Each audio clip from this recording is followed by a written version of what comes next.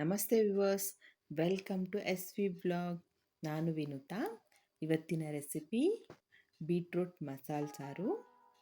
ಈ beetroot ಬ್ಲಡ್ಡಲ್ಲಿ haemoglobin ಹೆಚ್ಚಿಸುತ್ತೆ ಮತ್ತು ಮಕ್ಕಳಿಗೆಲ್ಲ ಹಸಿದಾಗಿ ಬೀಟ್ರೂಟ್ ಕೊಟ್ಟರೆ ಆರೋಗ್ಯಕ್ಕೆ ತುಂಬ ಒಳ್ಳೆಯದು. ನೀವು ವಾರಕ್ಕೆ 1-2 ಸಲ ಆದರೂ ಬೀಟ್ರೂಟನ್ನ ಯೂಸ್ ಮಾಡಿ ಮಕ್ಕಳಿಗೆಲ್ಲ ಕೊಡಿ. ಈಗ ಬೀಟ್ರೂಟ್ ಮಸಾಲೆ ಸಾರು ಹೇಗೆ ಮಾಡೋದು ಅಂತ ನೋಡೋಣ ಬನ್ನಿ. ಇಂಗ್ರೀಡಿಯೆಂಟ್ಸ್: ಬೀಟ್ರೂಟ್, ಆಲೂಗಡ್ಡೆ, ಕಡಲೆಬೇಳೆ, ಚಕ್ಕೆ, ಲವಂಗ, ಕೊತ್ತಂಬರಿ ಸೊಪ್ಪು, ಅಚ್ಕಾರದ ಪುಡಿ, ಧನಿಯಾ ಪುಡಿ. ಈಗ ಮೊದಲಿಗೆ ಬೀಟ್ರೂಟ್ ಮತ್ತು ಆಲೂಗಡ್ಡೆ, ಕಡಲೆಬೇಳೆನ ಕುಕ್ಕರಲ್ಲಿ ಹಾಕಿ ಬೇಯಿಸ್ಕೊಳ್ಳಿ. ಇಲ್ಲಿ ಕಡಲೆಬೇಳೆ ಹಾಕೋದು ವಿಡಿಯೋ ಸ್ಕಿಪ್ ಆಗಿದೆ, ನೀವು ಅದನ್ನು ಆ್ಯಡ್ ಮಾಡ್ಕೊಳ್ಳಿ. ವಿಸಿಲ್ ಹಾಕಿದ್ಮೇಲೆ 2. ಈಗ ಮಸಾಲೆನ ರೆಡಿ ಮಾಡ್ಕೊಳ್ಳೋಣ.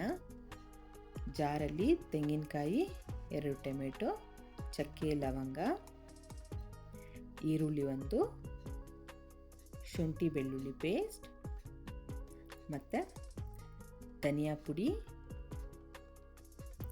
ಅಚ್ಕಾರದ ಪುಡಿ ಮತ್ತು ಸಾಂಬಾರ್ ಪುಡಿ ಮತ್ತು ಕೊತ್ತಂಬರಿ ಸೊಪ್ಪನ್ನು ಹಾಕಿ ಚೆನ್ನಾಗಿ ರುಬ್ಕೊಳ್ಳಿ. ಈಗ ಪಾತ್ರೆಯಲ್ಲಿ ಒಗ್ಗರಣೆ ಹಾಕ್ಕೊಳ್ಳೋಣ.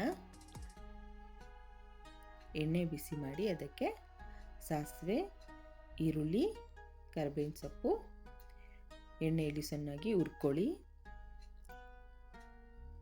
ಈಗ ನಾವು ರುಬ್ಬಿಟ್ಕೊಂಡಿರೋ ಮಸಾಲೆನ ಅದ್ರಲ್ಲಿ ಹಾಕಿ ನಿಮ್ಗೆ ಎಷ್ಟು ಬೇಕೋ ಅಷ್ಟು ಹದಕ್ಕೆ ನೀರನ್ನು ಹಾಕಿ ಚೆನ್ನಾಗಿ ಕುದಿಸ್ಕೊಳ್ಳಿ. ನಾವು ರುಚಿಗೆ ತಕ್ಕಷ್ಟು ಉಪ್ಪನ್ನು ಹಾಕ್ಕೊಳ್ಳಿ ಮತ್ತು ಇಲ್ಲಿ ಬೇಯಿಸಿಟ್ಕೊಂಡಿರೋ ಬೀಟ್ರೂಟ್, ಆಲೂಗಡ್ಡೆ ಮತ್ತು ಕಡಲೆಬೇಳೆನ ಅದಕ್ಕೆ ಹಾಕಿ ಚೆನ್ನಾಗಿ ಮಿಕ್ಸ್ ಮಾಡಿ ಕುದಿಸಿದ್ರೆ ಬೀಟ್ರೂಟ್ ಮಸಾಲೆ ಸಾರು ರೆಡಿ. ನೀವು ಮನೆಯಲ್ಲಿ ಟ್ರೈ ಮಾಡಿ ಹೇಗೆ ಬಂತು ಅಂತ ಕಮೆಂಟಲ್ಲಿ ತಿಳಿಸಿ. ಯಾರೆಲ್ಲ ಇನ್ನೂ ನಮ್ಮ ಚಾನೆಲ್ನ ಸಬ್ಸ್ಕ್ರೈಬ್ ಮಾಡ್ಕೊಂಡಿಲ್ವೋ ಪ್ಲೀಸ್ ಸಬ್ಸ್ಕ್ರೈಬ್ ಮಾಡ್ಕೊಳ್ಳಿ. ಬೆಲ್ ಐಕಾನ್ನ ಕ್ಲಿಕ್ ಮಾಡಿ, ನಮ್ಮ ವಿಡಿಯೋಗಳ ನೋಟಿಫಿಕೇಷನ್ ನಿಮಗೆ ಬರುತ್ತೆ, ನೀವು ಮಿಸ್ ಮಾಡದೆ ನೋಡ್ಬೋದು.